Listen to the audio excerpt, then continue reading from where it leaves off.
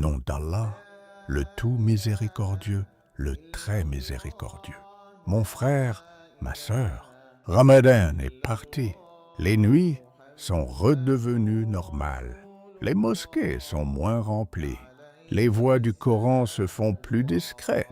Et maintenant, il ne reste qu'une chose, toi et ta relation avec Allah. Beaucoup pensent que Ramadan était le moment le plus important. Mais la vérité, c'est que le moment le plus important, c'est maintenant. Parce que Ramadan, c'était un entraînement. Et maintenant, c'est la réalité. C'est maintenant que tout se joue. C'est maintenant que ta sincérité est testée.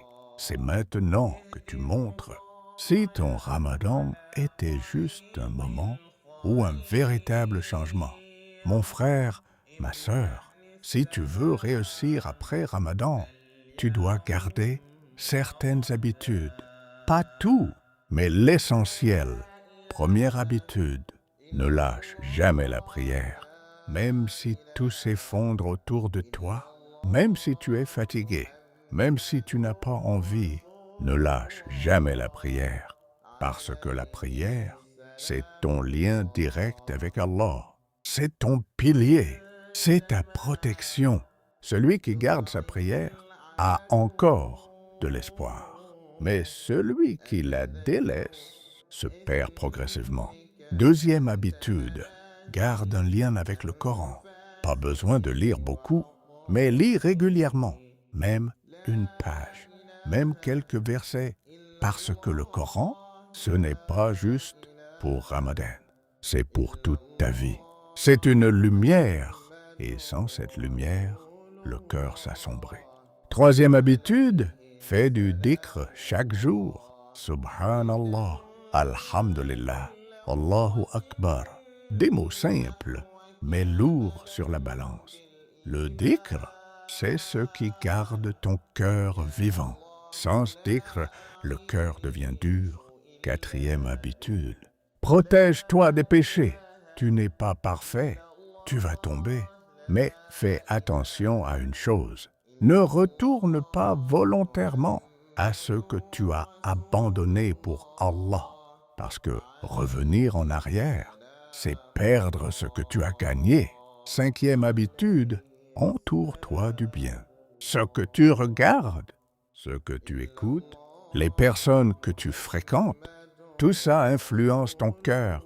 Si tu veux rester constant, entoure-toi de rappels. Même à travers ton téléphone, même à travers une vidéo, parce que ce que tu consommes t'est construit. Sixième habitude, fais des petites actions régulières. N'essaie pas d'être parfait. Sois constant. Même une petite action, si elle est régulière, peut te sauver. Alors que de grandes actions abandonnées ne servent à rien. Septième habitude, n'abandonne jamais le repentir. Peu importe combien de fois tu tombes, reviens encore et encore et encore. Parce qu'Allah aime ceux qui reviennent. Pas ceux qui sont parfaits, mais ceux qui reviennent.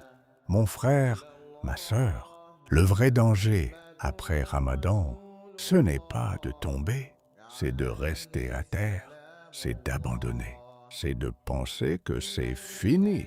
Mais tant que tu respires, ce n'est jamais fini. Chaque jour est une nouvelle chance. Chaque prière est une nouvelle porte. Chaque repentir est un nouveau départ. Ne laisse pas Shaitan te faire croire que tu as échoué, parce que le seul vrai échec, c'est d'arrêter d'essayer. Regarde ce que tu étais avant Ramadan et regarde ce que tu es devenu. Tu as changé, même un peu, et ce peu peut devenir énorme si tu continues. Mais si tu arrêtes, tu risques de perdre tout ça. Alors, ne t'arrête pas, même lentement, même difficilement, mais avance. Parce que celui qui marche vers Allah, Allah court vers lui. Mon frère, ma sœur, un jour, Ramadan reviendra, et ce jour-là, tu seras soit plus fort ou plus faible, et la différence, c'est ce que tu fais aujourd'hui.